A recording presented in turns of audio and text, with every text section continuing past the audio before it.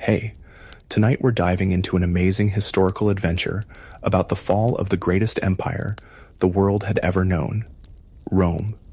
Imagine yourself drifting off to a time long ago when mighty armies marched across Europe and magnificent cities sparkled with marble buildings.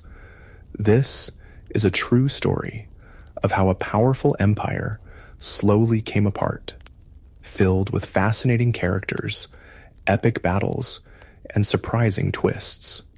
Perhaps you might like to dim the lights and get comfortable under your blankets as we travel back through time together. Congratulations, you've just woken up in the Roman Empire of the late 4th century. The good news is that you're in the most powerful civilization on Earth, controlling lands from Britain to Egypt, from Spain to Mesopotamia. Cities connected by amazing roads stretch across the landscape, with aqueducts bringing fresh water and grand buildings showing off Rome's wealth and power. The bad news? Well, things are about to get quite complicated. It's the year 376 AD, and you find yourself standing alongside the mighty Danube River, the northern border of the Roman Empire. The air is crisp with autumn chill, and you can see your breath forming little clouds as you watch an extraordinary sight unfolding before you. Thousands upon thousands of people, men, women, children, and elders, are gathered on the far bank of the river, desperately calling out to the Roman soldiers on your side. Who are they? You ask a Roman guard standing next to you. Goths, he says simply, his eyes narrowed with suspicion. Barbarians from beyond our borders. They're begging Emperor Valens to let them cross and settle within the empire. You observe these so-called barbarians more carefully. They don't look particularly fearsome at the moment. In fact, they look frightened. Many are carrying what few possessions they could bring, and children cling to their parents. Their clothes are simpler than Roman fashions, but they're not the wild monsters Roman stories often describe. But why do they want to enter the empire? You wonder aloud. The guard gives you a curious look. Haven't you heard? The Huns have arrived in their lands, terrifying horse warriors from the east. These Goths would rather throw themselves on Roman mercy than face the Huns. You watch as Roman officials meet with Gothic leaders at the river's edge. After some discussion, the Romans appear to reach a decision. The guard nods grimly. Emperor Valens has agreed to let them cross. The men will serve in our armies, and their families can settle here. More soldiers for Rome, and a buffer against the Huns. Clever, don't you think? But you notice, he doesn't sound convinced of his own words. Something in his expression suggests worry about what might come next. The next few months confirm his concerns. You travel to a settlement where the Goths have been placed and find conditions are terrible. Roman officials, the people who wear fancy togas and important-looking expressions, are supposed to be providing food and supplies to the newcomers. Instead, they're selling basic necessities at outrageous prices, forcing the Goths to sell their children into slavery just to avoid starvation. This isn't right, you murmur to yourself, watching as a Gothic woman trades her golden earrings, probably a family heirloom, for a small sack of grain. A young Gothic man nearby overhears you. No, it isn't. He agrees in surprisingly good Latin. We came seeking protection, offering our service to Rome. This is how we're treated? His hands clench into fists. There's talk among our people. Some say we should fight back. His words prove prophetic. By 378 AD, just 2 years after crossing the Danube, the mistreated Goths have risen in rebellion. You've made your way to the Eastern Imperial capital of Constantinople, where alarming news spreads through the city. Emperor Valens is marching with a great army to put down the Gothic uprising. In the Grand Palace, you witness advisors urging caution. Wait for your nephew Gratian to arrive with reinforcements from the west, counsels one general. The Goths are more numerous than our scouts first reported. But Valens, with a dismissive wave of his bejeweled hand, rejects this advice. I will not share the glory of victory with my young nephew. These are mere barbarians. They cannot stand against a proper Roman army. Pride comes before a fall, as the saying goes, and you soon hear devastating news from a place called Adrianople, or Hadrianople, one of those ancient cities with slightly different spellings depending on who you ask. On August 9th, 378 AD, Emperor Valens led his army against the Goths, confident of an easy victory. Instead, the Roman forces were overwhelmed. The emperor himself was killed, along with nearly 2/3 of his army. Thousands of trained soldiers lost in a single afternoon. It's a disaster, people cry in the streets of Constantinople. The worst defeat since Cannae during the wars with Hannibal, centuries ago. You understand why everyone is so shocked. The Romans were used to winning battles against so-called barbarians. This wasn't supposed to happen. It would be like seeing a champion boxer knocked out by someone who'd never stepped in a ring before. In the aftermath, you meet a young Roman officer who survived the battle, his arm in a sling, and his eyes haunted by what he witnessed. We underestimated them, he tells you quietly. These weren't disorganized tribesmen.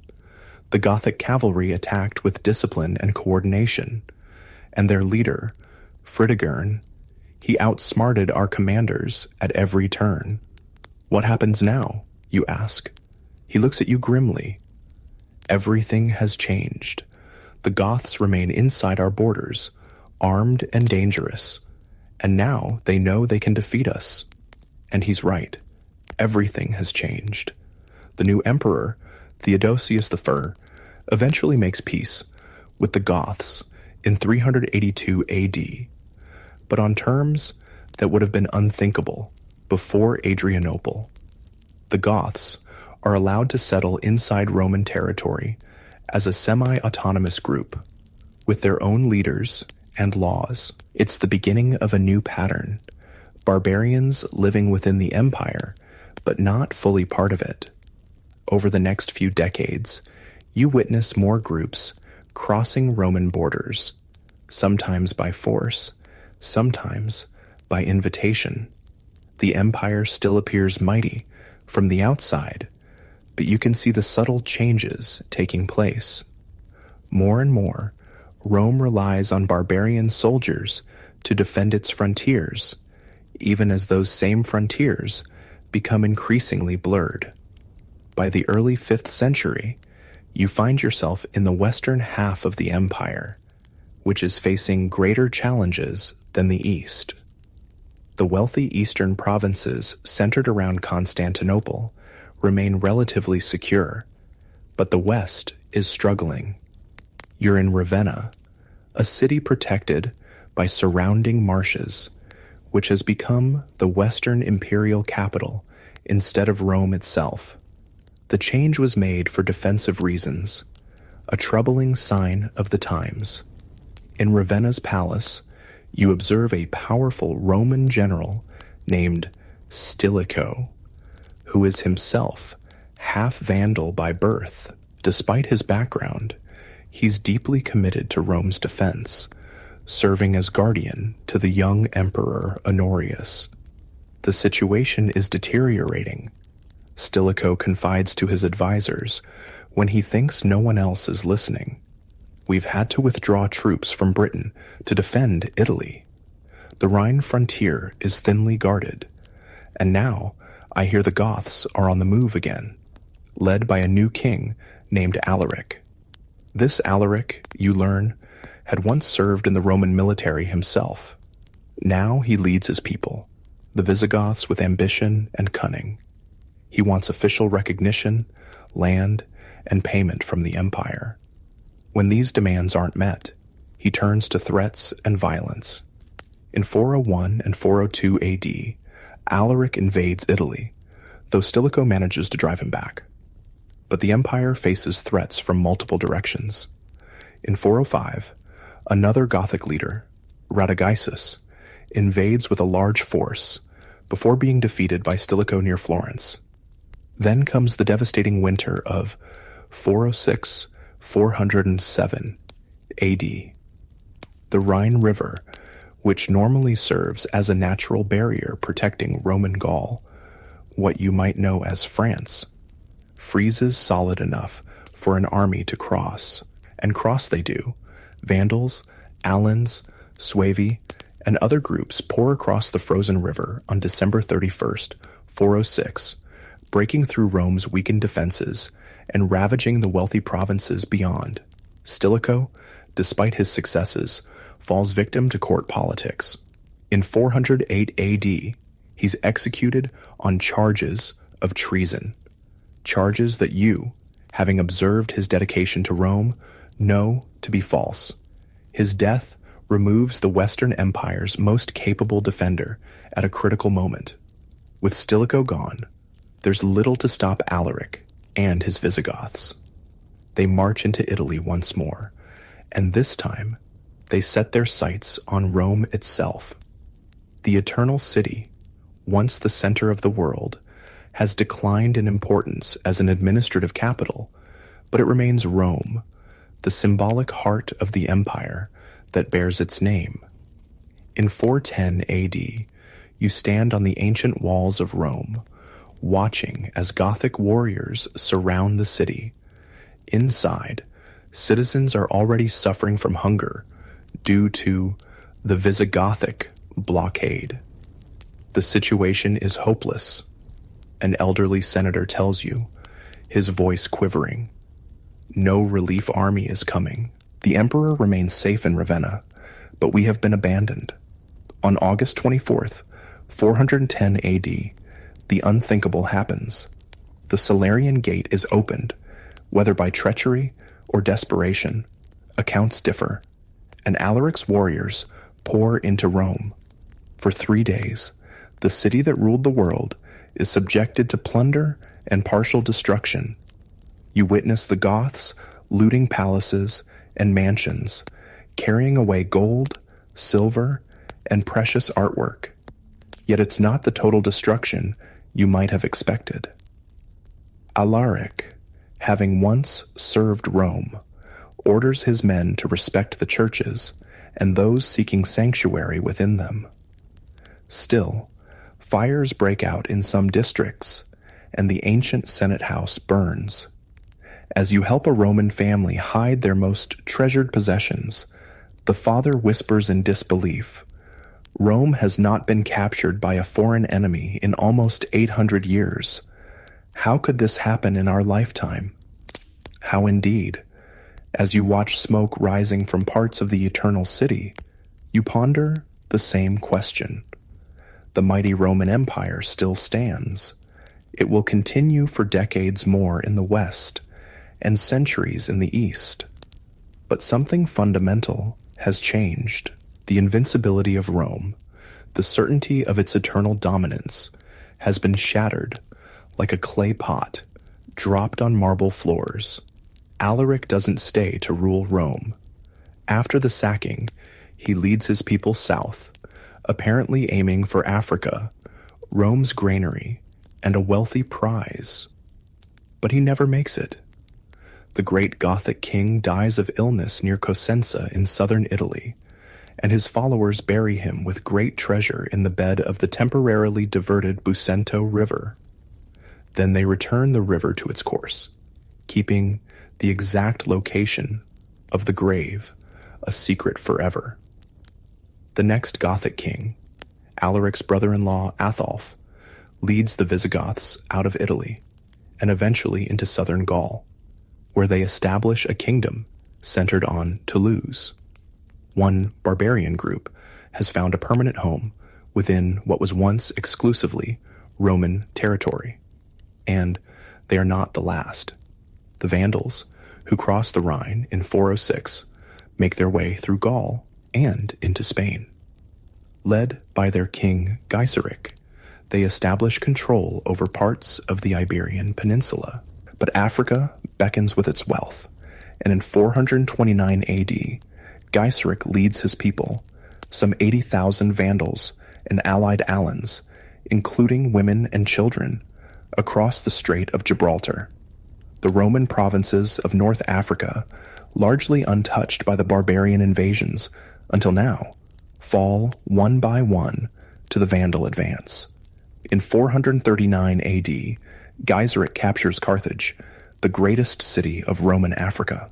The loss is catastrophic for the Western Empire. Africa was its richest remaining territory, providing tax revenue and, crucially, grain shipments to feed Rome itself. As you walk through the Forum of Carthage, now under Vandal control, a Roman merchant explains the significance. Without Africa's grain and taxes, the Western Empire is crippled, he says grimly. The East still has Egypt and its wealth, but what does the West have now? Italy, ravaged by war. Gaul and Spain, overrun by barbarians. Britain, abandoned to its fate. You begin to understand that what you're witnessing isn't just a temporary crisis, but a fundamental transformation of the Roman world. The Western provinces aren't simply experiencing barbarian raids. They're being settled by new peoples who are establishing their own kingdoms on formerly Roman soil.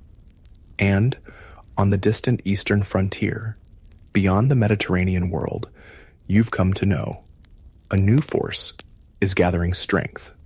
The Huns, under their fearsome leader Attila. They will soon threaten both halves of the Roman Empire, adding further pressure to an already strained system. But that story will have to wait for tomorrow night. For now, let's pause and reflect on what we've learned about the beginning of Rome's fall, how a great civilization found itself gradually transformed by the peoples it once considered uncivilized outsiders.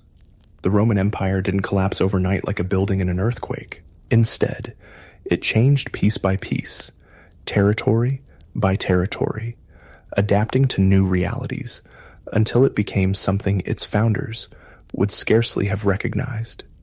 As you drift towards sleep, imagine yourself standing on those ancient walls of Rome in 410, watching history unfold before your eyes. The end of one era and the beginning of another, all happening in slow motion across decades and centuries. It's now the 440s AD, and you find yourself in the eastern imperial capital of Constantinople. The city is magnificent, protected by massive walls, adorned with splendid churches and palaces, and bustling with trade from across the known world. The eastern half of the empire remains wealthy and strong, even as the western half struggles with barbarian settlements and lost provinces. In the imperial palace, you observe officials gathered around maps, their faces grave as they discuss troubling reports from the frontier. The Huns, those nomadic warriors from the steppes whose arrival first drove the Goths to seek refuge within the empire decades ago, have united under a formidable new leader.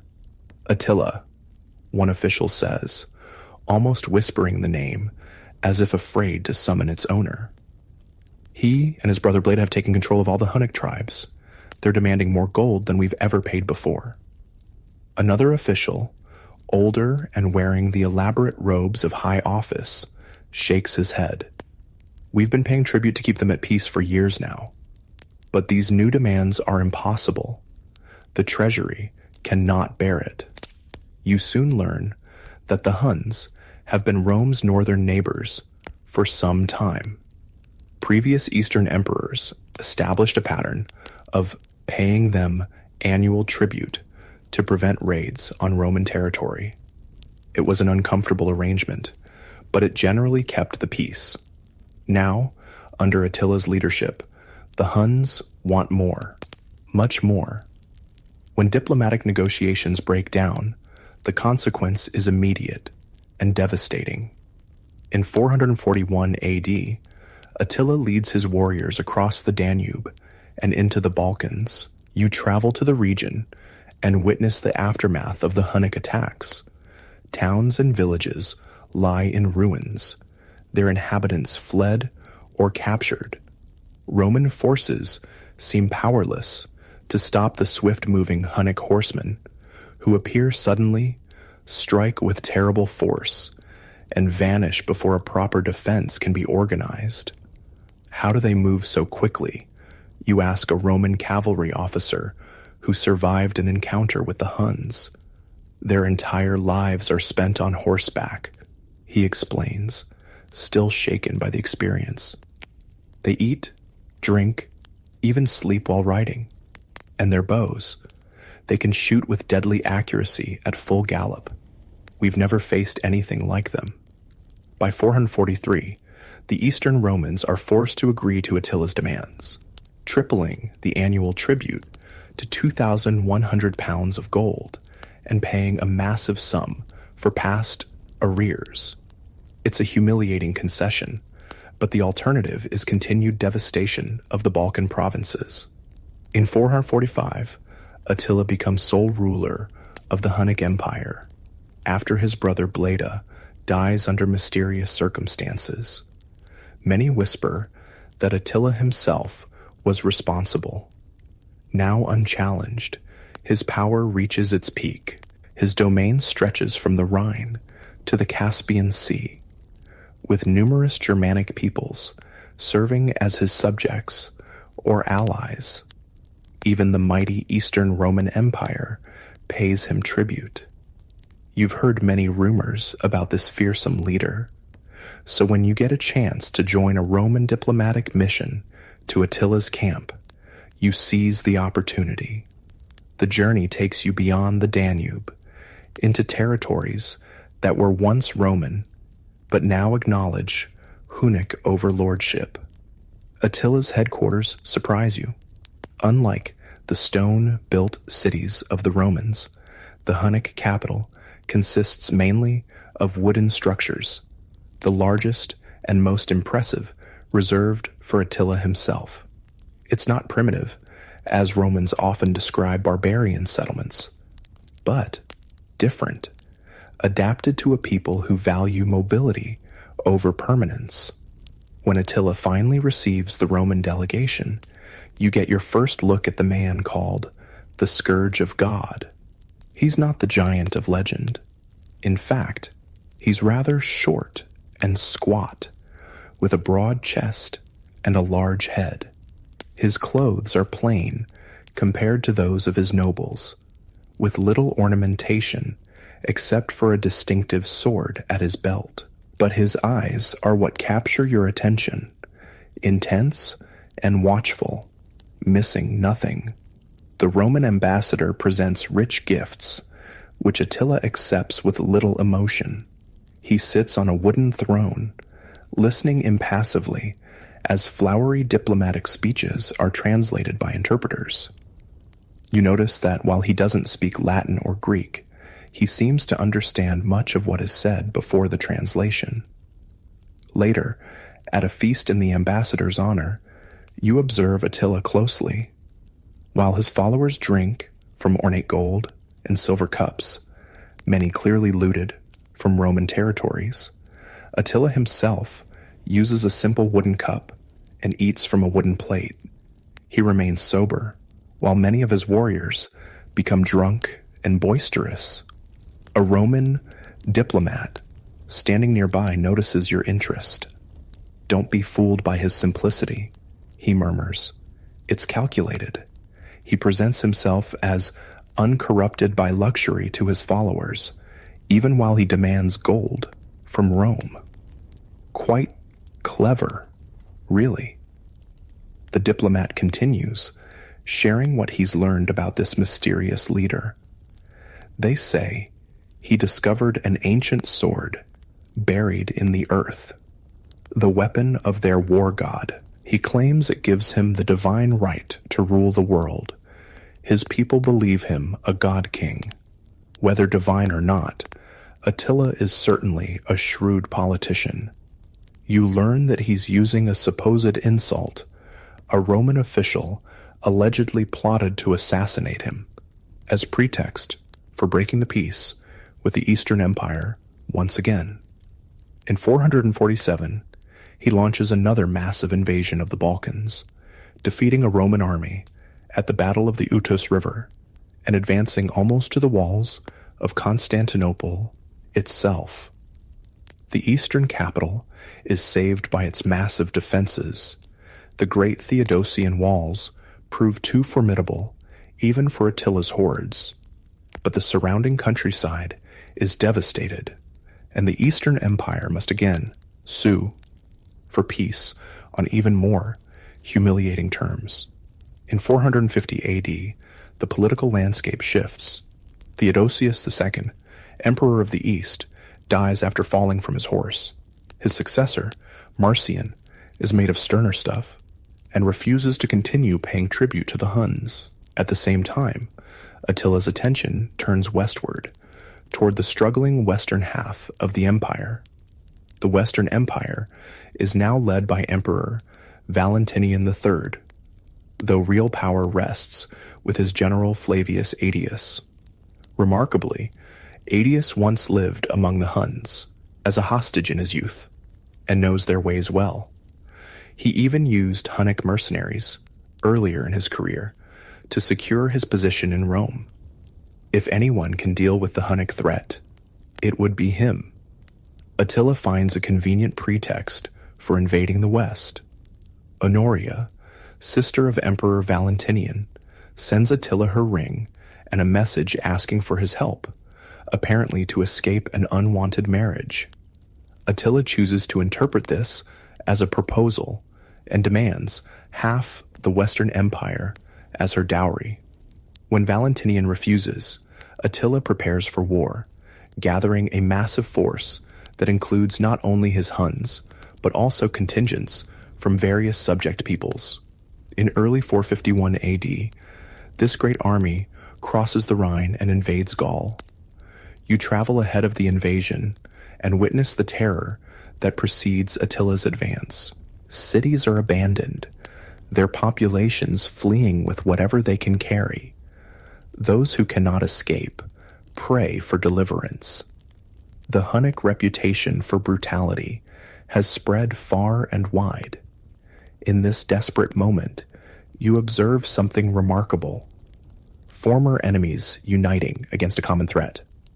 In Gaul, Aetius pulls off a diplomatic masterpiece, forming a coalition that includes not only Roman forces, but also Visigoths under King Theodoric Thurs, Alans, Burgundians, Franks, and Saxons. It's an alliance of peoples who were often fighting each other just a short time before. A battle is coming, a clash that may determine the fate of Western Europe. You make your way to the Catalonian Plains, also called the Catalonian Fields, near the city of Troyes in northeastern Gaul. There, in the summer of 451 AD, the two great armies finally meet. The scale of the confrontation is breathtaking. Tens of thousands of warriors face each other across the rolling plains.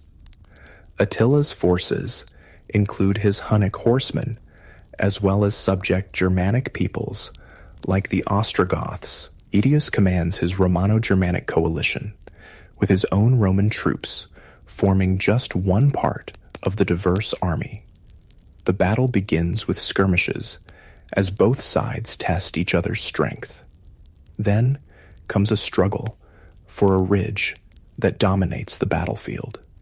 The fighting is fierce, with neither side giving ground easily. King Theodoric of the Visigoths is killed in the melee, but his son rallies his warriors to fight on with even greater determination, seeking vengeance for their fallen leader. By sunset, the field is strewn with the dead and dying. Attila's forces have been pushed back to their wagon circle, where they prepare for a last stand. But Aetius, perhaps wary of what complete victory might mean, would the Visigoths become too powerful if the Hunnic threat is eliminated, does not press the attack as darkness falls. Under cover of night, Attila prepares a funeral pyre of saddles. If his defenses are breached the next day, he plans to throw himself into the flames rather than be captured. But the expected attack never comes. By morning, Aetius has withdrawn some of his forces, leaving Attila a path to retreat. And retreat he does. For the first time, the great conqueror has been stopped. Though not decisively defeated, his aura of invincibility is broken. The West has been saved for now. But Attila is not finished. In 452 AD, he invades Italy itself. You follow the news of his advance with dread, knowing that the Western Empire has committed most of its military strength to the defense of Gaul. Italy lies relatively unprotected. City after city falls to the Hunnic advance. Milan is taken, and Attila sits on the imperial throne there in a calculated insult to Roman authority. As his forces approach Rome, panic spreads through the eternal city. Will Rome suffer a fate worse than the Gothic sack of 410? In this moment of crisis, an unusual embassy leaves Rome to meet with Attila, led not by a general or imperial official, but by Pope Leo I. You join the papal entourage out of curiosity, wondering what a religious leader could possibly offer that might turn back the Hunnic king. The meeting takes place near Mantua, at the river Po. Pope Leo, dignified in his clerical robes, addresses Attila with calm authority. The content of their conversation isn't recorded for posterity, but the result is clear. After the meeting, Attila orders his army to withdraw from Italy. Later legends will claim that Attila saw the apostles, Peter and Paul, floating above the Pope's head, threatening him with divine retribution if he attacked Rome. A more practical explanation might be that Attila's army was suffering from disease and food shortages, and the Eastern Empire was threatening his territories on the Danube. Whatever the reason, Rome is spared. The following year, 453 AD, brings unexpected news. Attila is dead. The circumstances are rather anticlimactic for such a legendary figure. After celebrating his marriage to yet another wife, he had many, he suffers a nosebleed in his sleep and chokes to death on his own blood. Some whisper of poison or assassination, but nothing is proven. You might think Attila's death would bring relief to the Roman world, and in some ways, it does. But it also creates new problems. The Hunnic Empire, held together largely by Attila's force of personality, begins to fragment as his sons fight for succession. Various subject peoples seize the opportunity to rebel, and the map of Central and Eastern Europe is redrawn yet again. For the Western Roman Empire, the consequence is paradoxical. While the Hunnic threat recedes, the empire loses a force that had, in some ways, created stability through fear. Germanic peoples, who had been kept in check by Hunnic power, are now free to pursue their own ambitions, often at Rome's expense. As the dust settles following Attila's death, you find yourself in Ravenna, observing a tense meeting between Emperor Valentinian III and his general Aetius, the man who had saved the empire from the Huns. Despite Aetius's service, Valentinian has grown resentful of his general's power and influence. On September 21st, 454 AD, As Aetius presents a financial report to the emperor, Valentinian suddenly draws his sword and strikes him down. As the general lies dying on the palace floor, one courtier remarks, "You have cut off your right hand with your left." The words prove prophetic. Without Aetius, the Western Empire loses its most capable defender. 6 months later, Valentinian himself is assassinated by 2 of Aetius's former guards, seeking revenge for their commander. The Western imperial throne passes to a succession of short-lived emperors, none with the strength or support to reverse the empire's decline. Real power increasingly rests with military commanders, many of barbarian origin, who place emperors on the throne and remove them at will. In the shadow of these political machinations, you witness a surprising development in North Africa.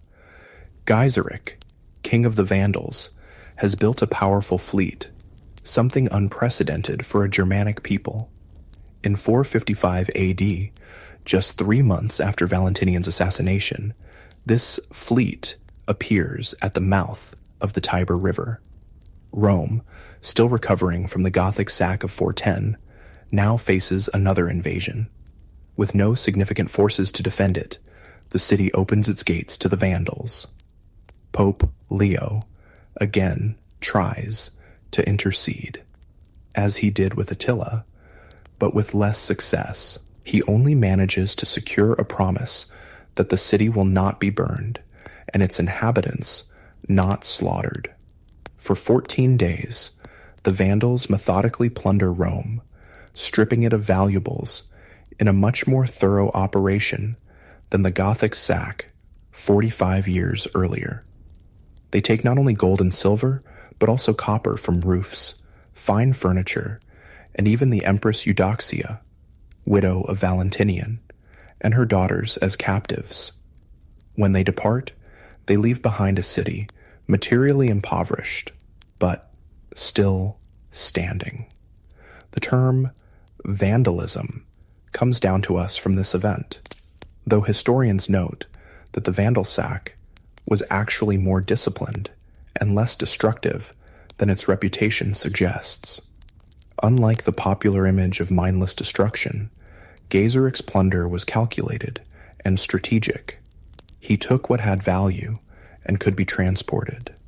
By now, you've witnessed the loss of Britain, much of Gaul and Spain, and North Africa. Italy itself has been invaded multiple times. The Western Empire still exists in name, but its territory has shrunk dramatically, and its authority grows weaker by the year. In 468 AD, both Eastern and Western empires make one last, great effort to reverse their fortunes. The target is Vandal North Africa, still the richest province of the former Western territories, and strategically crucial for control of the Mediterranean. The Eastern Emperor, Leo I, commits vast resources to the campaign, reportedly over 1,100 ships and 100,000 men, though these numbers may be exaggerated. It's the largest naval expedition the Mediterranean has seen in centuries. If successful, it could restore the West's economic foundation and begin a Roman recovery.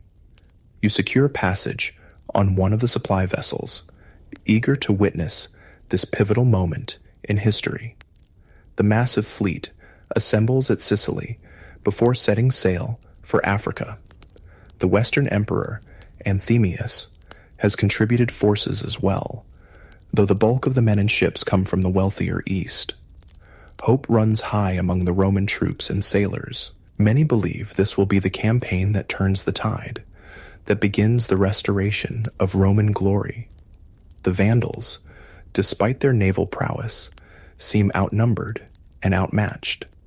But Gaiseric, the Vandal king, now in his 70s, has not survived this long by being easily defeated. As the Roman fleet approaches Cape Bon near Carthage, the Vandals execute a brilliant stratagem. Using fire ships, vessels loaded with combustible materials, and set aflame, They attack with a favorable wind at their backs. Fire spreads rapidly among the tightly packed Roman ships. Panic ensues as sailors and soldiers try to escape the flames. What should have been a decisive Roman victory becomes a catastrophic defeat. The majority of the fleet is destroyed, and with it, the last real hope of reconquering North Africa. You barely escape with your life, clinging to a piece of wreckage until rescued by one of the few Roman ships to survive the disaster. As you're brought aboard, exhausted and half-drowned, you hear sailors muttering that the Western Empire is truly doomed now. One grizzled veteran sums up the situation bluntly. Without Africa, there's no money for soldiers. Without soldiers, there's no empire. It's as simple as that. As you watch the African coast recede in the distance, you reflect on how dramatically the Roman world has changed in just a century. From the arrival of the Goths at the Danube in 376 to the failed African expedition of 468, you've witnessed a great transformation, the slow dismantling of the Western Roman Empire, piece by piece. But the final act of this historical drama is yet to come. The shadow of the empire still lingers over Italy, and the proud name of Rome still adorns the imperial government in Ravenna. For a little while longer, at least, the idea of Rome will persist, even as its substance fades away, like the setting sun over the Mediterranean Sea. It's the year 470 AD, and you find yourself back in Italy, the heartland of the declining Western Empire. The failed expedition against the Vandals has drained what remained of Western Rome's military and financial resources. The empire still exists on parchment and in people's minds, but its actual territory has shrunk dramatically. It controls only Italy and small portions of Gaul and Dalmatia. Even within these areas, imperial authority is increasingly nominal. In Ravenna, the Western imperial capital, you observe a curious political situation. Emperor Anthemius officially rules, but real power rests with his barbarian commander-in-chief, Ricimer. Ricimer is a man of mixed heritage, part Suevi, part Visigoth, who has been the power behind the throne for years, making and unmaking emperors, according to his will. It's an open secret, a Roman official explains to you as you walk through Ravenna's marble-lined streets. Anthemius was appointed by the Eastern Emperor, but he can't rule without Ricimer's support, and the relationship between them is tense. Indeed, the tension soon erupts into open conflict. In 472 AD, Ricimer besieges Anthemius in Rome. After a 5-month siege marked by hunger and suffering among the city's population, Ricimer's forces break through. Anthemius, disguised as a beggar, tries to flee, but is captured and executed. Ricimer places his own candidate, Olybrius, on the imperial throne, but both men die of natural causes within months, leaving a power vacuum in an already fragile state. The pattern repeats itself with the next emperor, Glycerius, who was appointed without Eastern approval and then removed when Julius Nepos arrives from Constantinople with Eastern backing in 474 AD. Nepos forces Glycerius to become a bishop and takes the throne himself. "It's like watching children play musical chairs," remarks an aging senator, as you observe the ceremonies installing yet another emperor. Except the music is a funeral dirge for Rome. Behind these imperial puppet shows, real power increasingly shifts to military commanders of barbarian origin and their armies. The Western Empire simply lacks the resources to maintain a purely Roman army. More and more, its defense depends on federated barbarian troops led by their own chieftains. In 475 AD, another such commander makes his move. Orestes, a former secretary of Attila the Hun, who has risen to become master of soldiers, magister militum, in the Western Empire, rebels against Nepos, and drives him from Italy back to Dalmatia. Rather than take the throne himself, Orestes proclaims his young son, Romulus, as emperor. The boy, probably around 12 years old, is mockingly called Augustulus, Little Augustus, by his detractors, a diminutive form that sadly contrasts with the name of Rome's revered first emperor, Augustus. Few could have guessed that this child would be the last to bear the title of Western Roman Emperor. You meet young Romulus at the imperial palace in Ravenna and find him to be a solemn, somewhat bewildered boy, clearly a pawn in his father's political ambitions. He wears the imperial purple and goes through the motions of ceremonial duties, but decisions are made by Orestes. Do you enjoy being emperor? You ask him during a quiet moment, away from court officials. The boy looks at you with sad eyes that seem too old for his face. I do what my father tells me. He says I must be brave like the original Romulus who founded Rome. But I hear the soldiers talking when they think I'm not listening.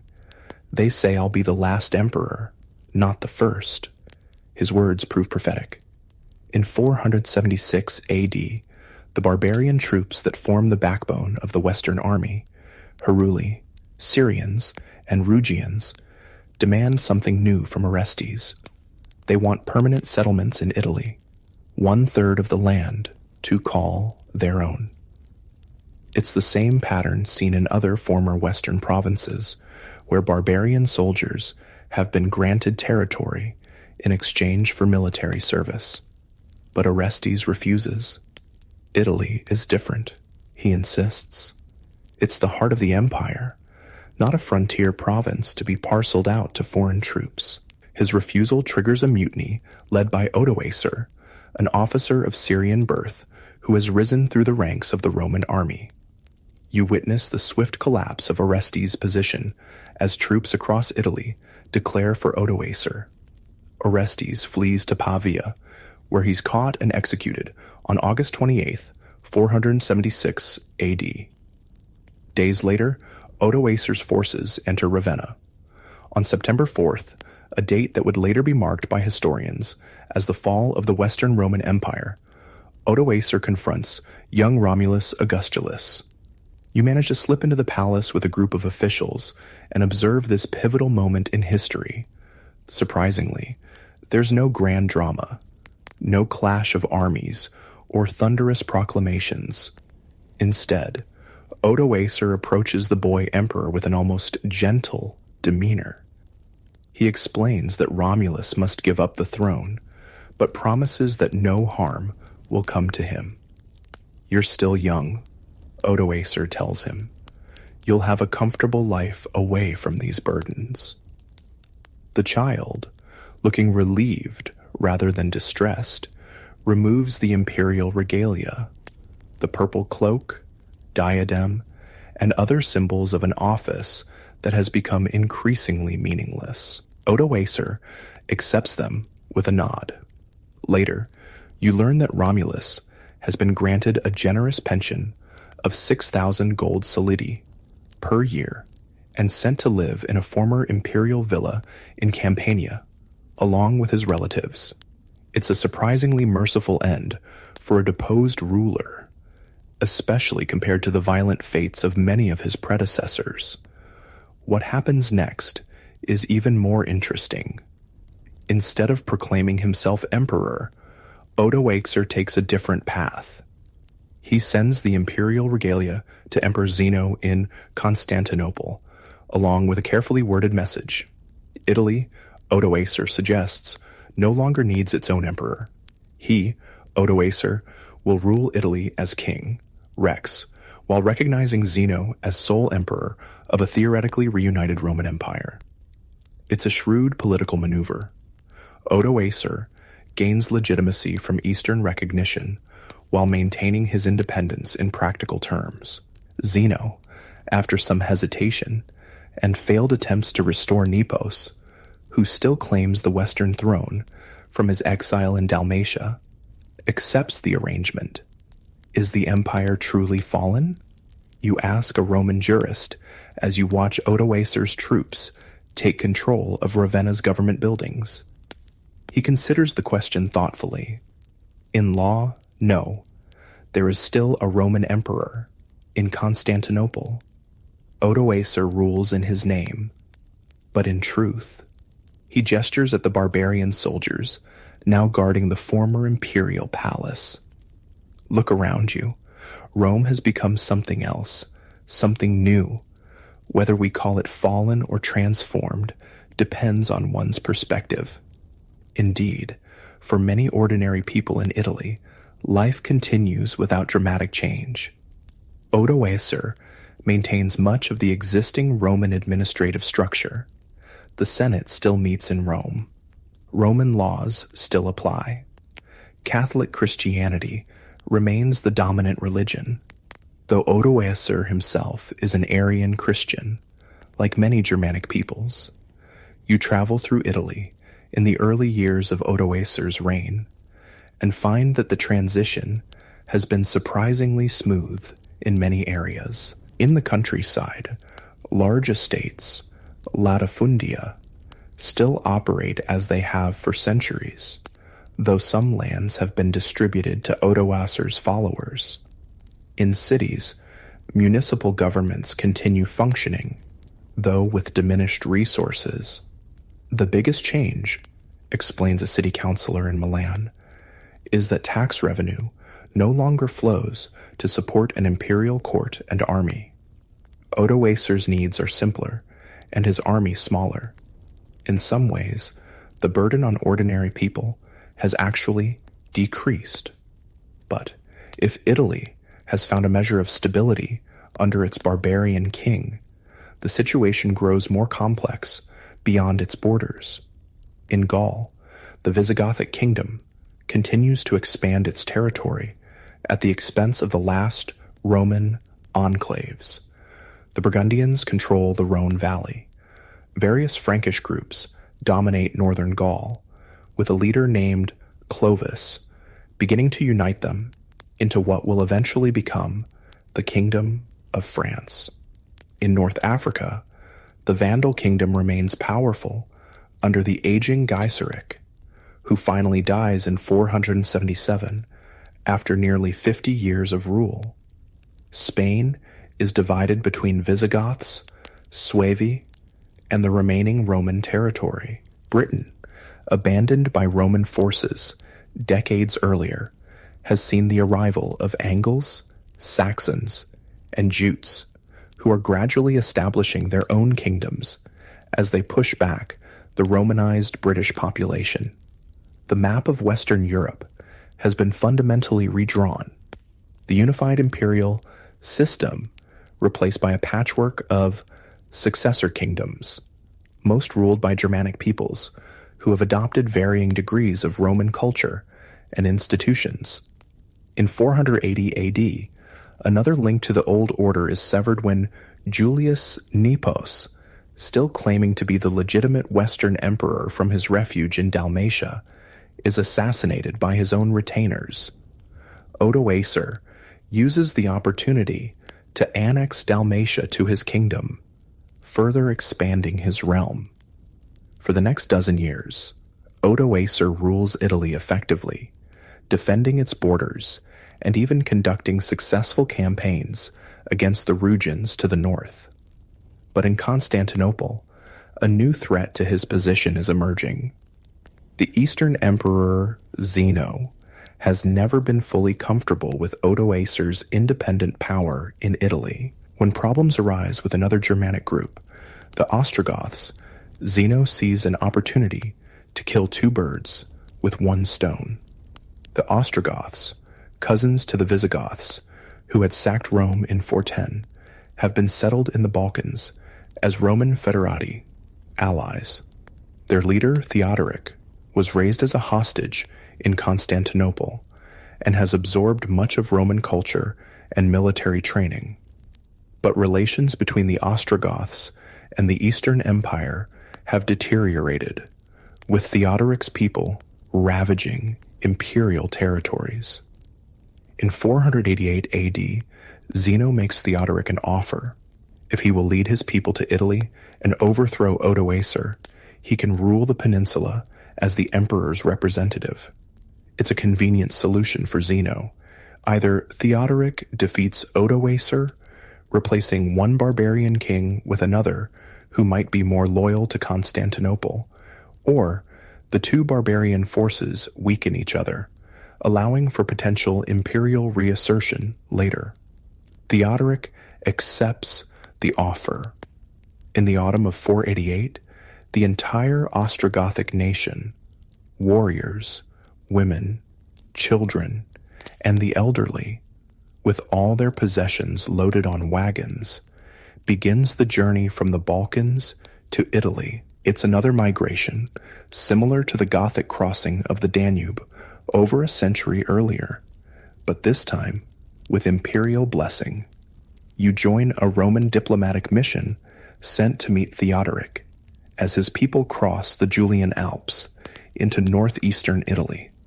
The Ostrogothic king impresses you with his dignity and cultivation. He speaks fluent Greek and Latin, dresses in a style that blends Roman and Gothic elements, and carries himself with the confidence of a man educated in imperial courts. Tell your master Odoacer that I come by the emperor's command. Theodoric tells your party's leader. Italy should have but one ruler, and the emperor has chosen me. If Odoacer submits, he may yet find mercy. But Odoacer has no intention of surrendering the kingdom he has built. In August 489, he meets Theodoric's forces at the Isonzo River near Aquileia. Despite a valiant effort, Odoacer's army is defeated and forced to retreat. A second battle at Verona ends similarly, with Theodoric victorious. Odoacer falls back to Ravenna, that same swamp-protected city that has sheltered Western emperors during previous invasions. With its strong defenses and access to the sea for supplies, Ravenna can potentially withstand a siege for years. And indeed, that's what unfolds. After some initial maneuvers and skirmishes, including a surprise counterattack by Odoacer that temporarily drives Theodoric back, the conflict settles into a prolonged siege of Ravenna beginning in 490. The stalemate continues for almost 3 years. By early 493, both sides are exhausted. The war has devastated much of northern Italy, and neither ruler can claim a decisive advantage. Finally, with the mediation of the Bishop of Ravenna, Odoacer and Theodoric agree to a compromise. They will rule Italy jointly, sharing power in a form of co-regency.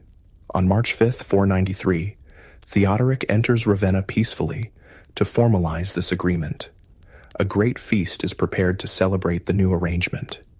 You manage to secure an invitation, curious to witness this historic reconciliation.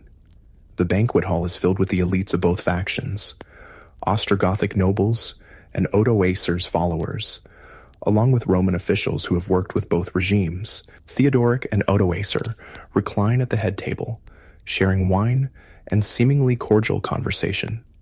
The atmosphere is tense but hopeful. Then, suddenly, Theodoric rises and approaches Odoacer. In a swift, shocking movement, he draws his sword and strikes down his co-ruler. Odoacer's men, having been separated from their weapons before entering the banquet, are quickly overwhelmed. The planned co-regency was a ruse. Theodoric had intended all along to eliminate his rival and rule alone. So perishes every enemy of the Gothic people, Theodoric announces to the stunned assembly. Rome has a new master now. In the days that follow, Odoacer's remaining supporters and family members are hunted down and killed. The brief experiment in power sharing ends in blood, establishing a pattern that will repeat throughout the early medieval period as competing rulers vie for dominance. With Odoacer gone, Theodoric becomes the undisputed ruler of Italy. Though officially governing as the Eastern Emperor's representative, he effectively creates an independent Ostrogothic kingdom with its capital at Ravenna. Theodoric's reign, which will last for 33 years until his death in 526, marks a significant chapter in post-Roman Italy. Unlike some other barbarian rulers, he works diligently to preserve Roman institutions and culture while maintaining his position as a Gothic king. It's a delicate balancing act, being Roman enough to satisfy the native population while remaining Gothic enough to command the loyalty of his warriors. You spend several years observing Theodoric's Italy and find much to admire in his governance. He maintains the Roman Senate and administrative system, employing educated Romans like Cassiodorus and Boethius in high government positions. Roman law continues to apply to the Roman population, while Gothic customary law governs Theodoric's own people. He undertakes building projects, repairs infrastructure, and ensures food supplies for major cities. The purpose of Gothic strength is to protect Roman civilization, Theodoric declares in one public address you attend. It's a statement that captures his vision, using Gothic military power to preserve what he values in Roman culture and institutions. Yet, challenges remain. Like Odoacer and many Gothic leaders, Theodoric is an Arian Christian, while the Roman population follows the Nicene, Catholic Christianity, officially endorsed by both Eastern and Western empires since the Council of Nicaea in 325. This religious difference creates a persistent barrier between the Gothic rulers and their Roman subjects. And, despite Theodoric's pretense of ruling on behalf of the Eastern Emperor, relations with Constantinople remain complicated. The Eastern Empire never fully accepts the legitimacy of Gothic rule in Italy, regarding it as a temporary arrangement at best. As Theodoric consolidates his power in Italy, similar processes unfold across the former Western provinces. Each successor kingdom develops its own approach to blending Germanic leadership with Roman institutions and culture. Some, like the Vandals in Africa, maintain a sharper distinction between conquerors and conquered. Others, like the Visigoths in Spain and southern Gaul, gradually move toward greater integration. In northern Gaul, the Frankish king Clovis takes a significant step that will influence centuries of European history. Unlike other Germanic rulers, who either remain pagan or adopt Arian Christianity, Clovis converts to Nicene Christianity, the faith of his Roman subjects. His baptism around 496 AD establishes an alliance between Frankish military power and the Catholic Church that will shape the development of medieval France. By the early 6th century, the political landscape of Western Europe has stabilized into several major kingdoms.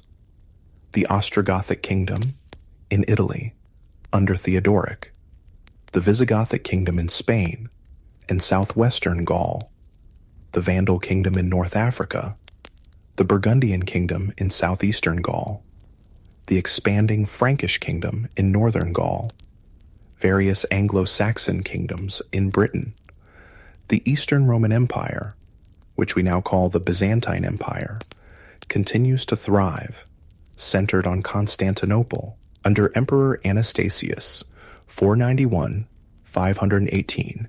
It rebuilds its financial and military strength after the challenges of the 5th century.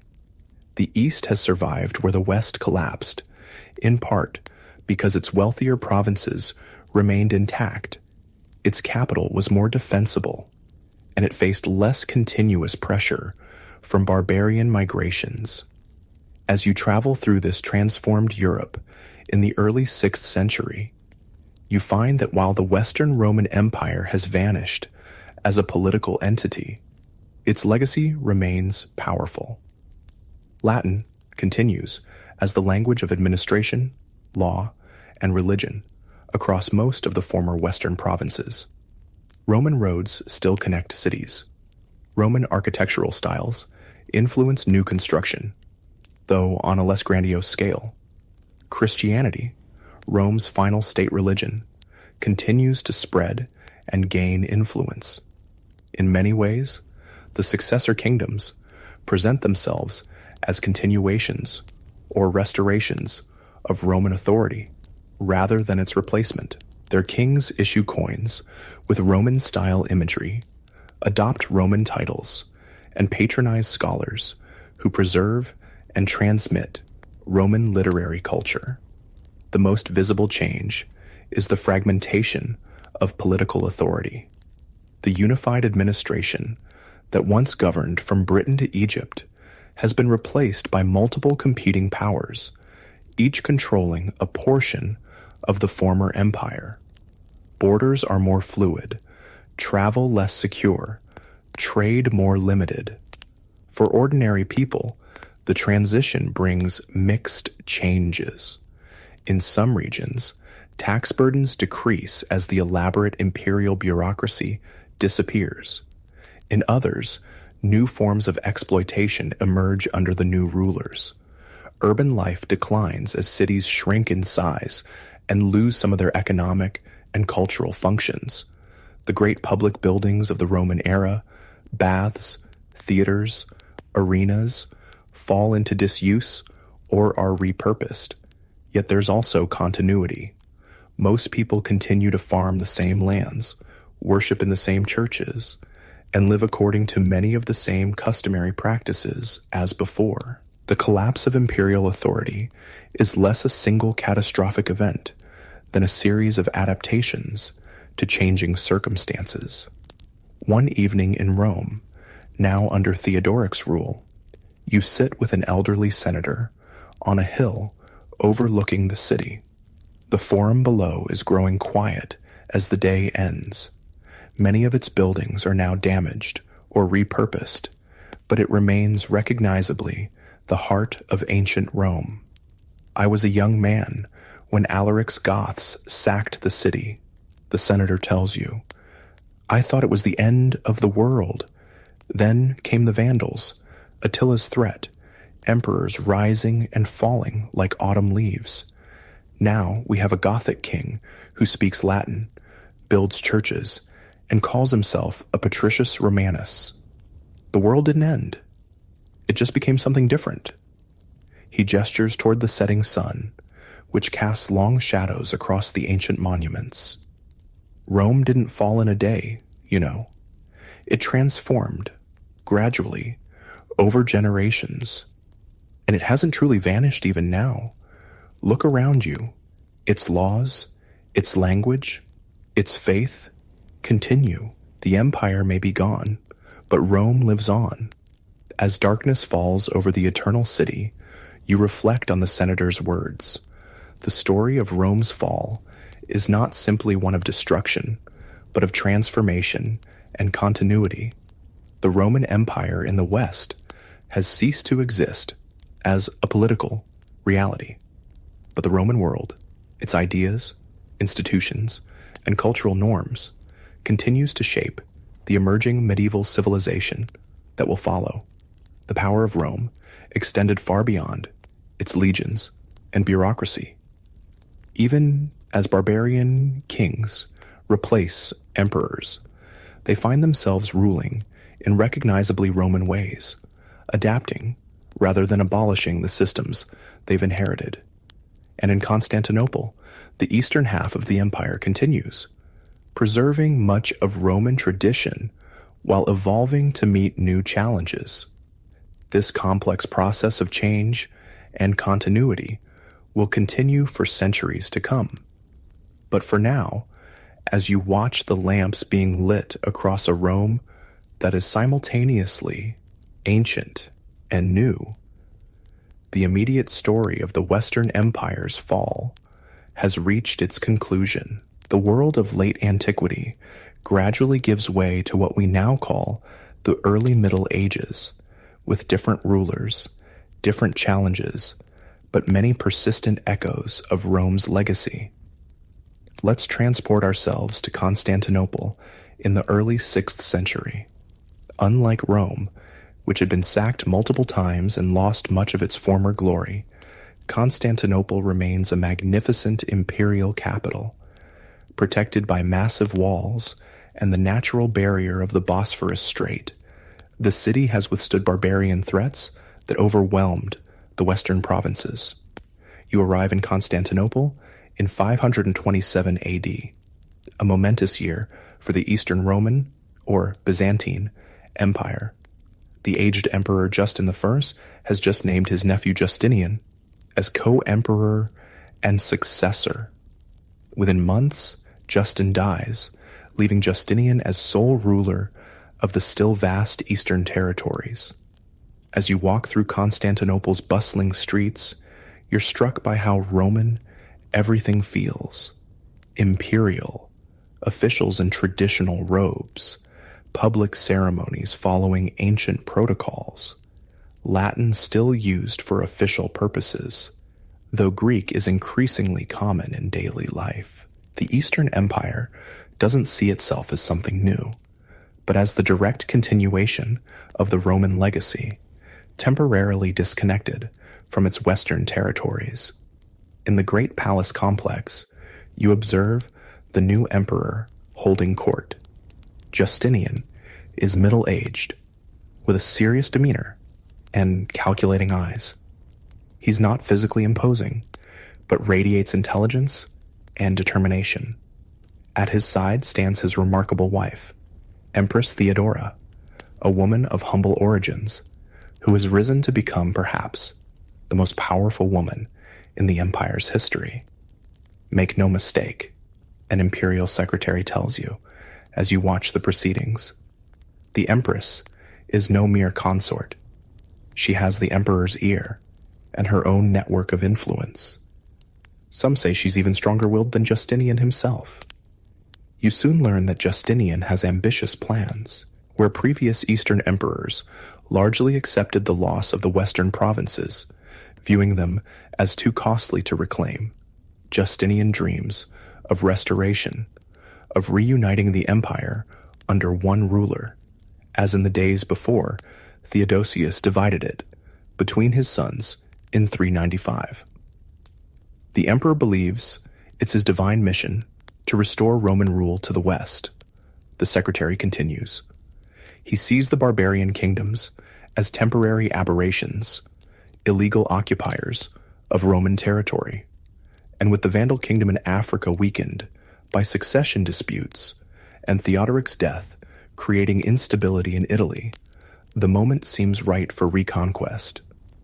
But before any military campaign begins, another crisis engulfs Constantinople. In January 532 AD, what begins as typical sports rivalry between the blue and green chariot racing factions escalates into a massive urban riot known as the Nika Revolt. For 5 days, the city teeters on the brink of revolution as the mob burns public buildings and proclaims a rival emperor. You witness the chaos from a relatively safe vantage point near the harbor, watching in horror as flames engulf parts of the city center. Justinian, holed up in the palace with his advisors, considers fleeing the capital. In this moment of crisis, it's Empress Theodora who steals her husband's resolve with words that will be remembered for centuries. Royal purple makes a fine burial shroud. In essence, she declares it better to die as emperor than to live as a fugitive. Emboldened, Justinian orders his loyal general Belisarius to put down the revolt with whatever force necessary. The resulting massacre in the Hippodrome leaves tens of thousands dead, but secures Justinian's throne. From the ashes of destruction, Justinian launches an ambitious rebuilding program. The centerpiece is a new cathedral, Hagia Sophia, Holy Wisdom, designed to surpass all previous architectural achievements. You watch in amazement over the next 5 years as this revolutionary building takes shape, its massive dome seemingly floating above the ground with minimal visible support. When completed, in 537 AD, Hagia Sophia stands as the physical embodiment of Justinian's imperial and religious vision, a perfect fusion of Roman engineering, Greek aesthetics, and Christian symbolism. Upon entering the finished cathedral, Justinian reportedly exclaims, "Solomon, I have surpassed thee." But grand buildings are only part of Justinian's legacy. Even more significant is his codification of Roman law, the collection, organization, and clarification of centuries of legal precedents and imperial edicts. The resulting corpus juris civilis, body of civil law, will survive as the foundation of legal systems across Europe for more than 1,000 years. The emperor works tirelessly, an official involved in the legal project tells you. He personally reviews sections of the code, participates in debates among the legal scholars, and insists on clarity and consistency. He says that without law, there can be no true civilization. While these domestic projects progress, Justinian turns his attention to his dream of reconquest. The first target is the Vandal kingdom in North Africa, once Rome's granary and still a wealthy territory, despite a century of Vandal rule. In 533 AD, after careful planning and amid favorable circumstances, the Vandal king Gelimer is busy dealing with a rebellion in Sardinia. Justinian dispatches a relatively small expeditionary force of about 15,000 men under his trusted general Belisarius. You secure permission to accompany the fleet as an observer, curious to see whether this ambitious campaign will succeed, where the massive expedition of 468 failed so catastrophically. The Byzantine forces land near Carthage with minimal opposition.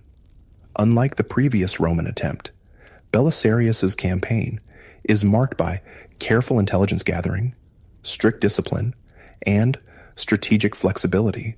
The general maintains friendly relations with the local Roman population and presents his mission as liberation rather than conquest. After 2 decisive battles at Ad-Decimum and Tricomarum, Belisarius defeats the Vandal forces and captures King Gelimer.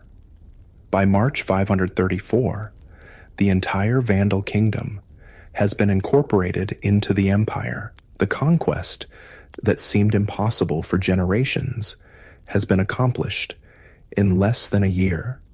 You witness Belisarius's triumph when he returns to Constantinople with the captured Vandal king and the treasures of Carthage, including, most symbolically, the sacred vessels of Jerusalem's temple, which had been taken by the Romans in 70 AD, brought to Rome, then seized by the Vandals during their sack of the city in 455.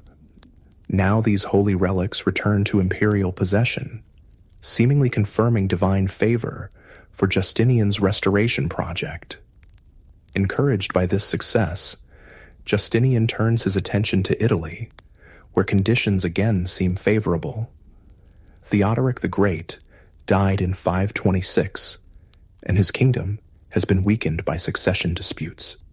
His grandson Athalaric succeeded him, but died young, leaving his mother Amalasuntha as regent. When she was murdered in 535, at the instigation of her cousin Theodahad, Justinian had a perfect pretext for intervention. Once again, Belisarius leads a relatively small force, landing in Sicily in 535 and quickly securing the island.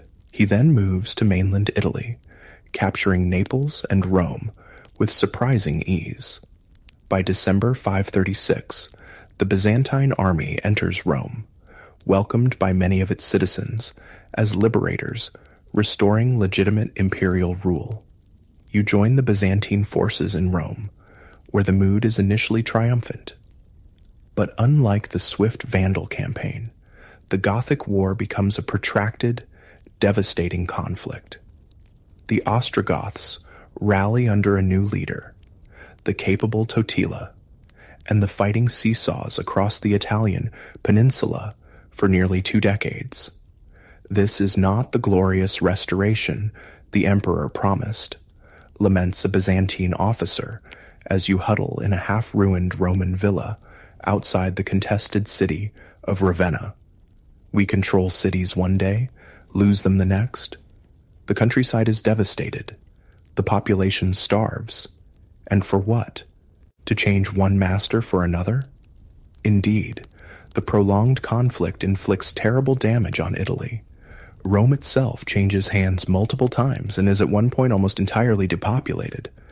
Agricultural production collapses as farms are abandoned or destroyed.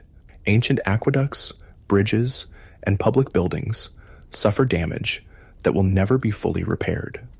By 552, when the Byzantine general Narses finally defeats the Ostrogoths at the Battle of Taganai, killing Totila in the process, Italy has been so thoroughly ravaged that the reconquest seems Pyrrhic at best.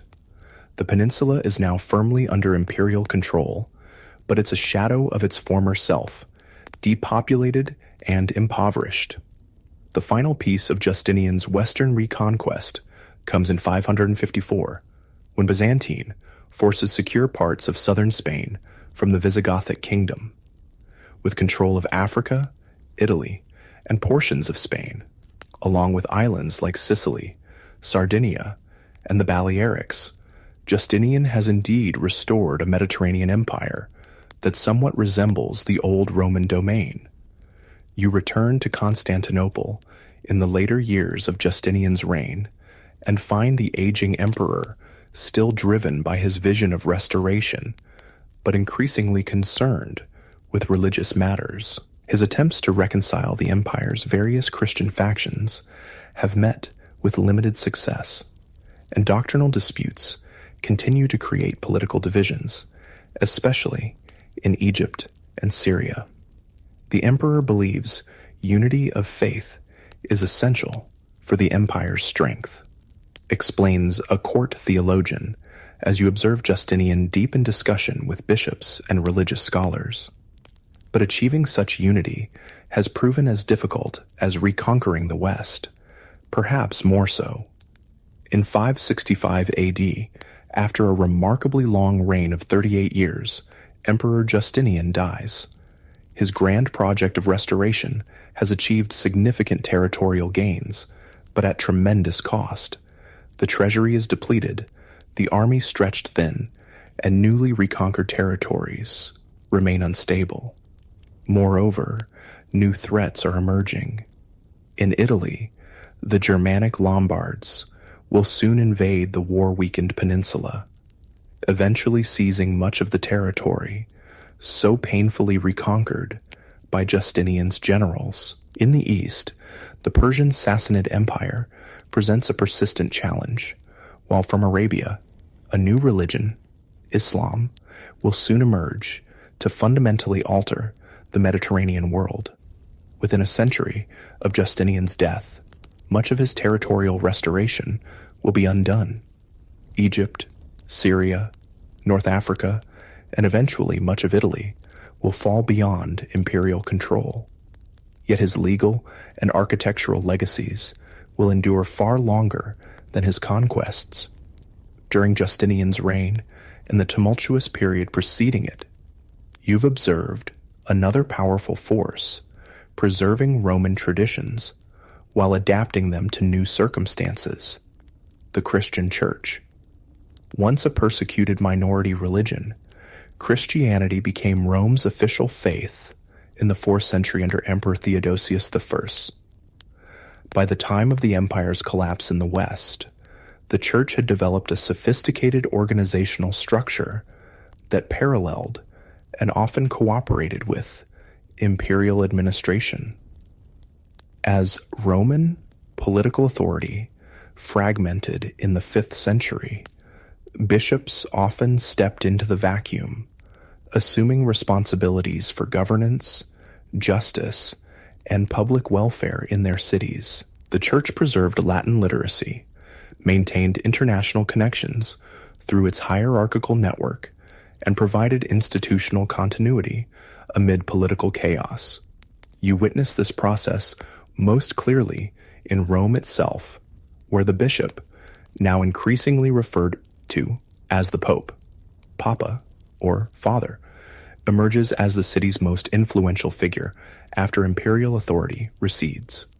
Pope Leo I, who helped persuade Attila to spare Rome in 452, and Pope Gregory I, 590-604, who strengthens papal administration and missionary activity, exemplify this new leadership. In the successor kingdoms, the relationship between barbarian rulers and the Catholic Church varies. The Franks under Clovis embrace Nicene Christianity, aligning themselves with their Roman subjects and the papacy. The Visigoths and Ostrogoths, as Arians, maintain a certain distance from the Catholic hierarchy, though Theodoric famously practices religious tolerance in Italy.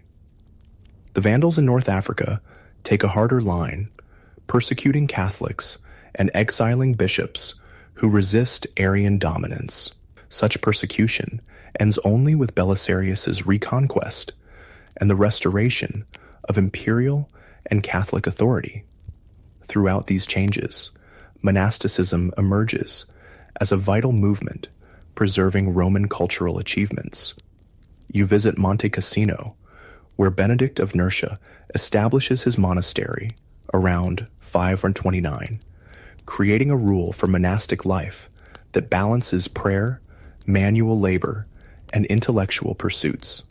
In these monastic communities, ancient texts are preserved and copied, classical learning maintained, and a new synthesis of Roman and Christian culture developed. Without the monks, much of ancient wisdom would have perished, a scholarly abbot tells you, as he shows you the monastery's growing library of carefully copied manuscripts. Here we preserve Virgil and Cicero alongside Scripture and the Church Fathers. All knowledge is worthy if it leads to greater understanding of God's creation. This preservation of classical learning takes different forms across the former empire. In Italy and Gaul, monasteries become centers of Latin literary culture.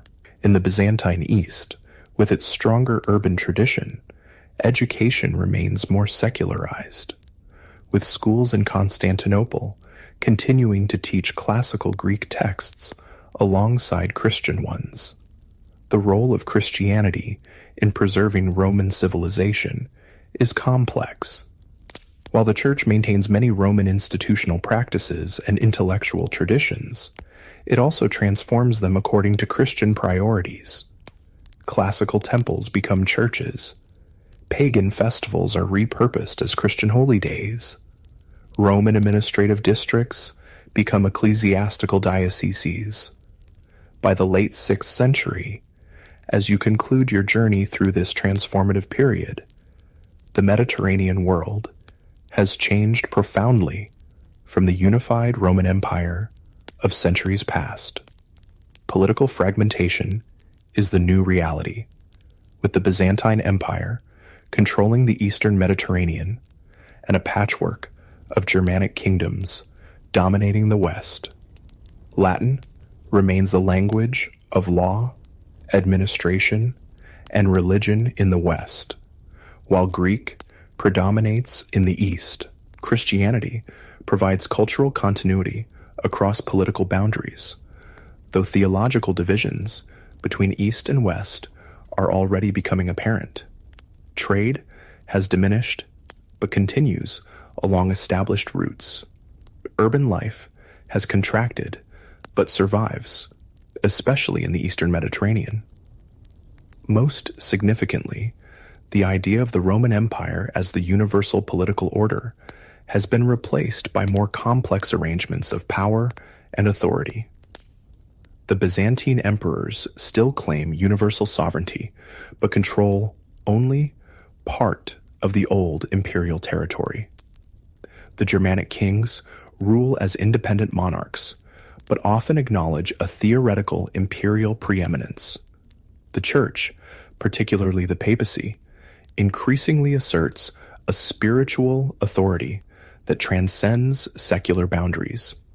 In this new world, different regions follow divergent paths. The Byzantine East maintains more direct continuity with Roman imperial traditions, preserving a sophisticated, urban civilization with centralized administration and substantial commercial activity.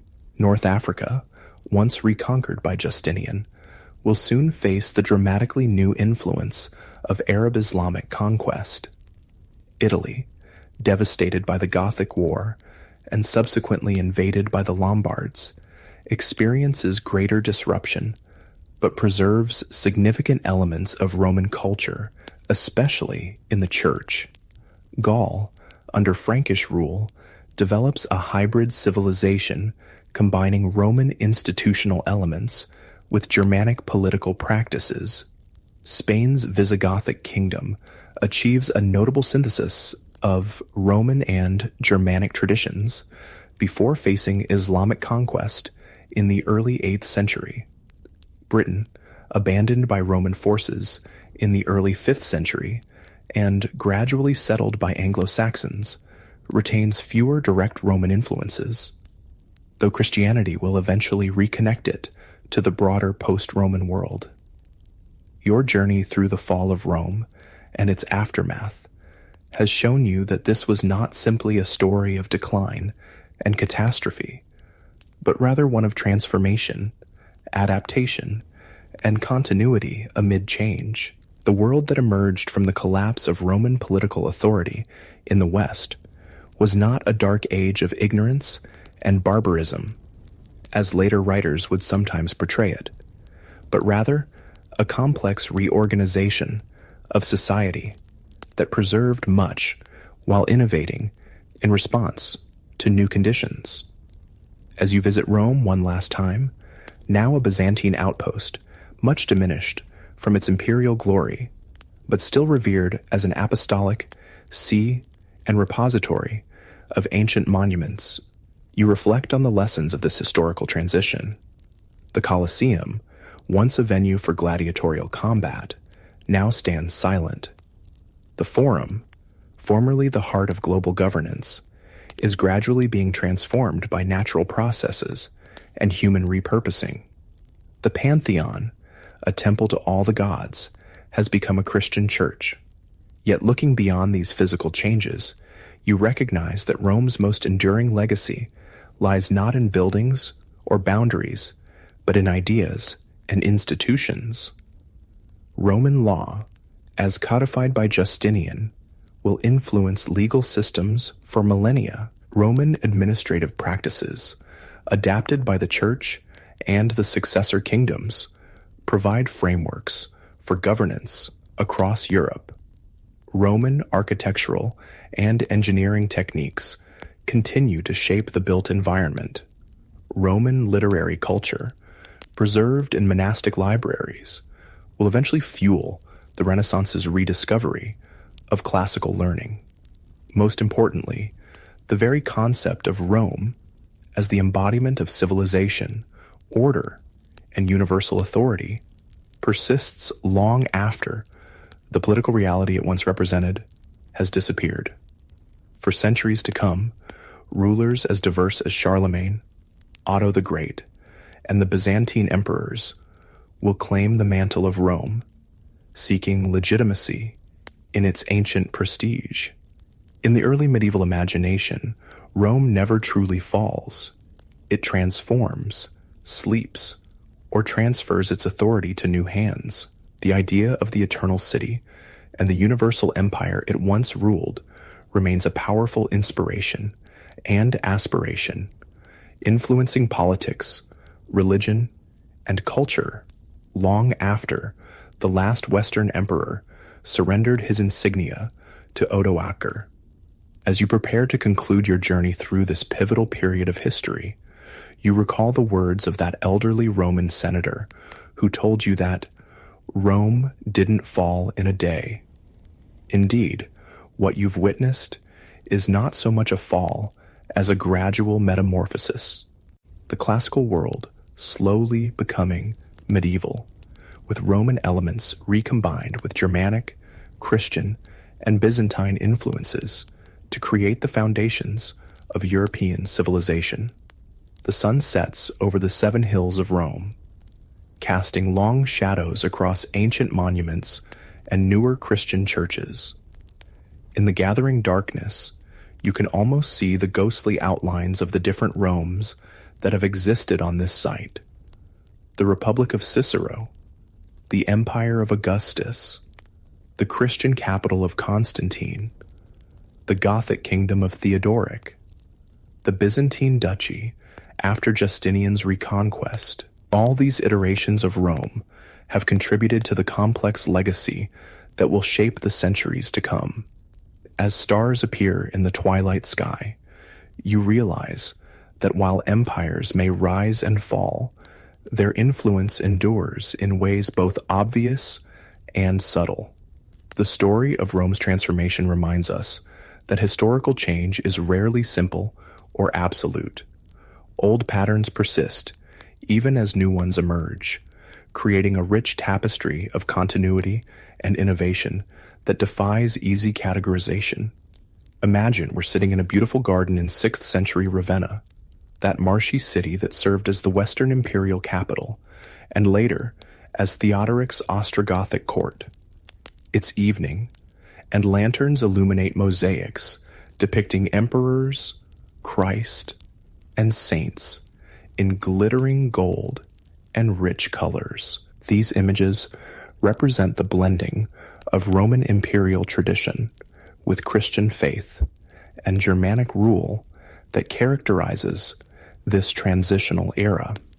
As we admire these artistic treasures, let's consider a fundamental question.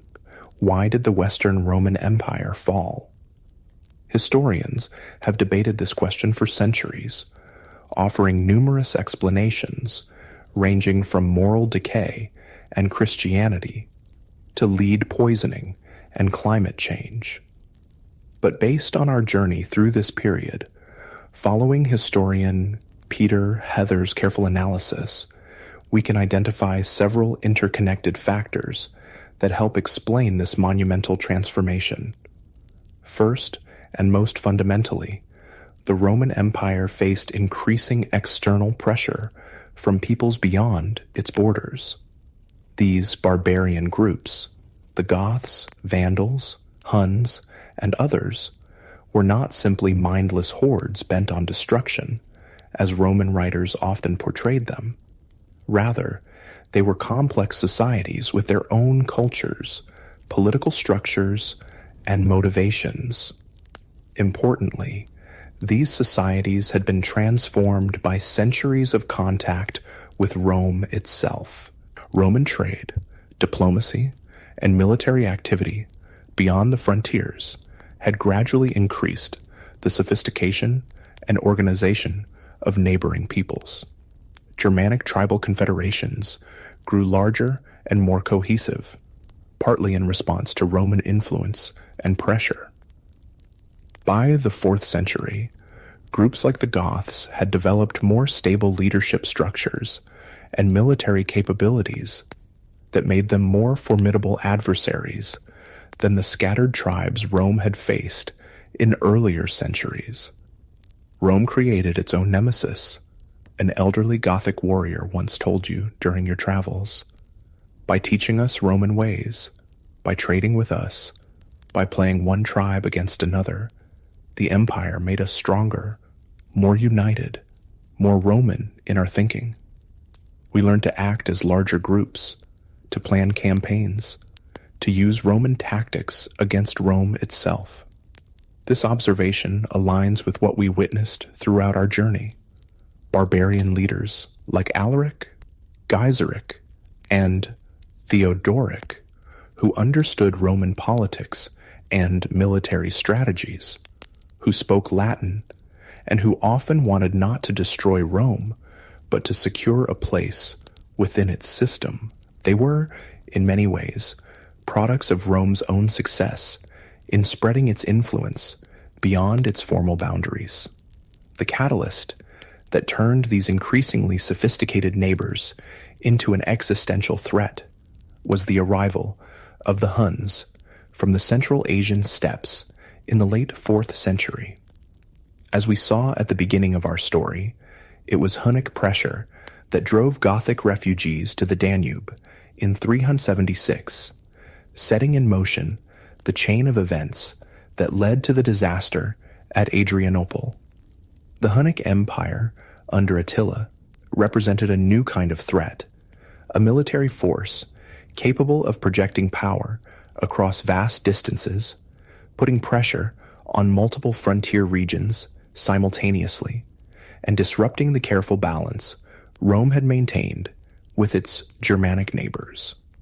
Even after Attila's death and the collapse of Hunnic power, the demographic changes and population movements they had triggered could not be reversed. But external pressure alone doesn't explain Rome's fall. After all, the empire had faced and overcome serious external threats in previous centuries. What had changed was Rome's capacity to respond effectively to these challenges. The Roman military system had evolved significantly from the citizen legions of the Republic to the professional army of the early empire, and finally to the frontier forces and mobile field armies of the late empire. These later armies increasingly relied on recruitment of barbarian soldiers, either as individuals or as entire units, foederati, serving under their own leaders. This system provided necessary manpower, but also created potential vulnerabilities when these troops' loyalties were divided. We don't have enough Roman recruits to fill the legions. A recruitment officer in Gaul had explained to you. The old military traditions have faded. Wealthy families buy exemptions for their sons. Provincial landowners hide potential recruits to keep them working the fields. So we turn to the barbarians. They make good soldiers, and serving in the Roman army offers them opportunities they couldn't find at home. This dependence on barbarian troops became particularly problematic as the empire's financial resources diminished. The loss of wealthy provinces to barbarian control, particularly North Africa, to the Vandals in 439, deprived the Western Empire of crucial tax revenue needed to maintain its military forces. This created a downward spiral. Reduced resources led to military weakness, which led to further territorial losses, which further reduced resources. Political instability compounded these challenges. The Western Empire experienced frequent usurpations, civil wars, and assassinations throughout the 5th century. These internal conflicts often took precedence over external threats, with rival Roman factions sometimes even allying with barbarian groups against their domestic enemies. We witnessed a prime example of this self-destructive tendency when Emperor Valentinian III assassinated his capable general Aetius in 454, removing the Western Empire's most effective military leader just a year after Attila's death had relieved the Hunnic pressure. Valentinian's own assassination, 6 months later, plunged the empire into another succession crisis, further weakening its ability to address barbarian incursions. The Eastern Empire, centered on Constantinople, faced many of the same pressures, but survived and evolved into what we now call the Byzantine Empire. Several factors explain this divergence.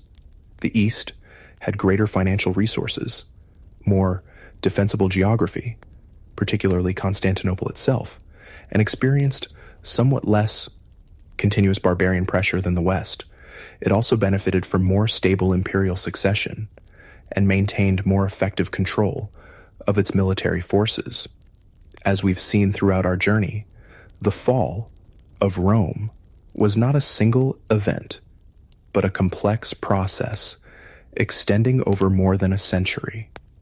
It involved not just military defeat, but also political accommodation, cultural exchange, and gradual institutional transformation. The barbarian kingdoms that replaced direct imperial rule in the West were not purely foreign impositions, but hybrid creations that combined Germanic leadership with Roman administrative practices, law, and culture. This brings us to another important insight. Many aspects of Roman civilization outlasted the political structure of the empire itself. Latin remained the language of administration, education, and religion throughout the former Western provinces. Roman law continued to influence legal systems across Europe.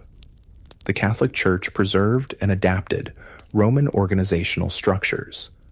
Roman architectural and engineering techniques remained in use, though often on a reduced scale. Even the very idea of the Roman Empire as a universal, civilizing power persisted long after the reality it represented had changed beyond recognition. For centuries, rulers from Charlemagne to the Byzantine emperors would claim to be the true heirs of Rome, seeking legitimacy in its ancient prestige. During our journey, we've also observed how Christianity's rise intersected with Rome's transformation. The empire's adoption of Christianity as its official religion under Emperor Theodosius III in the late 4th century came just as barbarian pressures were intensifying. This timing has led some observers to blame Christianity for weakening Rome's traditional martial virtues or diverting resources from military to religious purposes. However, the relationship between Christianity and Rome's fall is far more complex.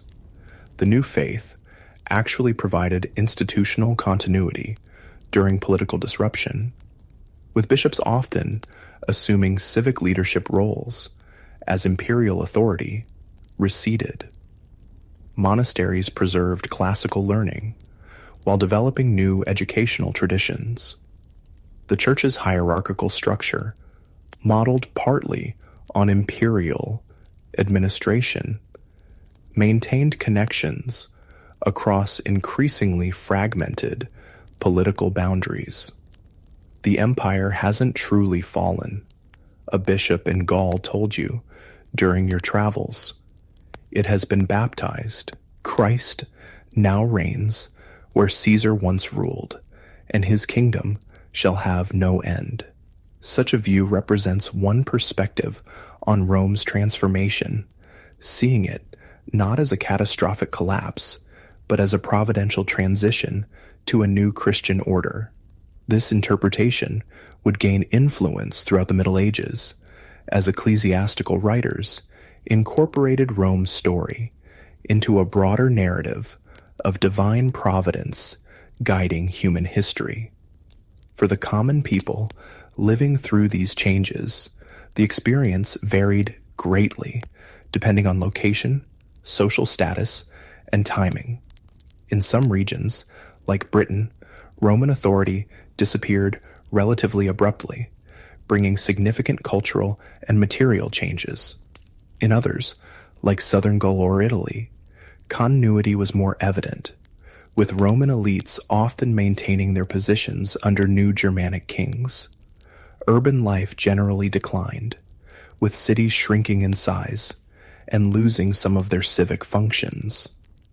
Trade networks contracted, though they never disappeared entirely.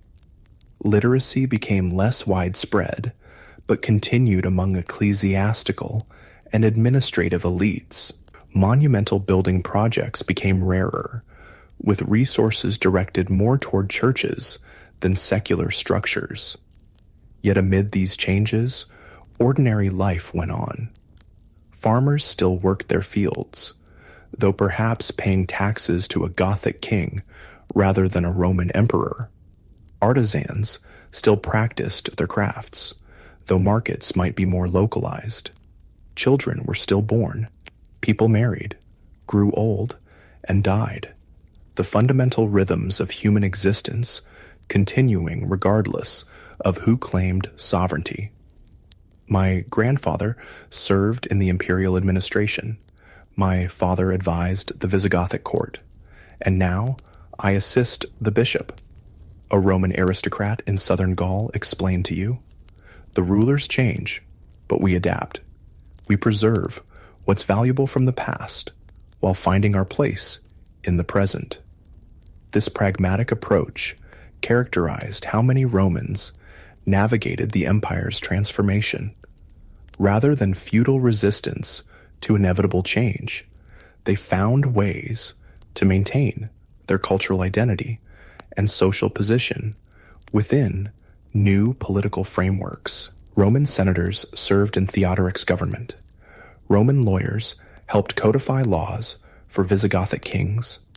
Roman bishops blessed Frankish rulers. Looking back across the centuries, we can see that the fall of Rome represents not an ending, but a transition. Complex, uneven, sometimes violent, but also creative and adaptive. The classical world didn't simply vanish. It gradually metamorphosed into the medieval world, carrying forward many elements while recombining them in new patterns.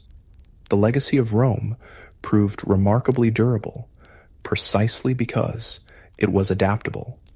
Roman ideas about law, government, architecture, literature, and religion could be adopted and modified by peoples who had never been subject to Roman rule. The empire's physical reach had limits, but its cultural influence extended far beyond its borders and long past its political existence. In this way, Rome achieved a kind of immortality, not as a continuous political entity, but as a cultural template and point of reference. For more than 1,000 years after the last Western emperor surrendered his insignia to Odoacer, European rulers would still look to Rome for models and legitimacy. Renaissance humanists would rediscover classical texts with excitement and reverence. Modern nation-states would adopt Roman symbols and architectural styles for their government buildings. Even today, words derived from Latin fill our vocabulary. Legal concepts developed in Roman courts inform our justice systems. The memory of Rome continues to shape how we think about empire, civilization, and historical change. This brings us to perhaps the most important question we can consider as we conclude our journey. What can we learn from Rome's fall that might be relevant to our own time? First, we might reflect on how civilizations typically don't collapse suddenly or completely. Even after devastating military defeats and loss of territory, the idea of Rome survived and evolved. Cultural influence often outlasts political control, and societies have remarkable capacity for adaptation and reconstruction. What appears to be decline, from one perspective, might represent transformation and renewal from another. Second, Rome's experience reminds us that no system, however successful or long-lasting, is immune to change. For centuries, Rome seemed permanent. the eternal city at the center of a seemingly invincible empire. Yet a combination of external pressures and internal weaknesses gradually transformed it into something its founders would scarcely have recognized. Success itself can create new challenges, as Rome discovered when its cultural influence helped neighboring peoples develop more sophisticated social and military organizations. Third, we can appreciate how historical change often results from complex interactions rather than simple causes. Rome didn't fall because of moral decay, lead poisoning, Christianity, or any single factor. It transformed due to interconnected developments, Hunnic migration pressuring Germanic peoples, who pressured Roman frontiers, financial strains, reducing military effectiveness, political instability, undermining coordinated responses to threats, and many other factors working together in intricate feedback loops. Finally, Rome's fall reminds us of history's contingency, how differently events might have unfolded with slight changes in circumstances or decisions. What if Emperor Valens had waited for reinforcements before engaging the Goths at Adrianople? What if Stilicho hadn't been executed just before Alaric's invasion of Italy? What if the massive expedition against the Vandals in 468 had succeeded in reclaiming North Africa? The path of history is not predetermined, but shaped by countless decisions, chance events, and structural forces interacting in unpredictable ways. As we've journeyed together through this transformative period, we've seen Rome not as a static entity that simply fell, but as a dynamic civilization constantly adapting to new challenges, sometimes successfully, sometimes not. The end of the Western Roman Empire didn't mean the end of Roman influence or the onset of a dark age of complete barbarism. Rather, it marked the beginning of new cultural syntheses and political arrangements that would eventually evolve into medieval European civilization. Our imaginary garden in Ravenna, where we began tonight's reflection, perfectly symbolizes this continuity amid change. The mosaics surrounding us blend classical Roman artistic techniques with Christian subject matter under the patronage of Germanic rulers. The very buildings here, some converted from Roman structures, others newly built but incorporating Roman elements, embody the creative adaptation that characterized this transitional era. As the evening deepens and stars appear above our garden, consider how the story of Rome's transformation offers a more nuanced understanding of historical change than simplistic narratives of rise and fall. Civilizations rarely vanish completely. They evolve, their elements recombining in new patterns. Their legacies continue to influence subsequent societies in ways both obvious and subtle. Rome's greatest achievement may not have been its conquest of the Mediterranean world, but rather the cultural template it created, flexible enough to be adopted and adapted by peoples from Britain to Mesopotamia, resilient enough to survive the empire's political fragmentation. In this sense, Rome never truly fell. Its flame was passed to new torchbearers who carried it forward in different forms.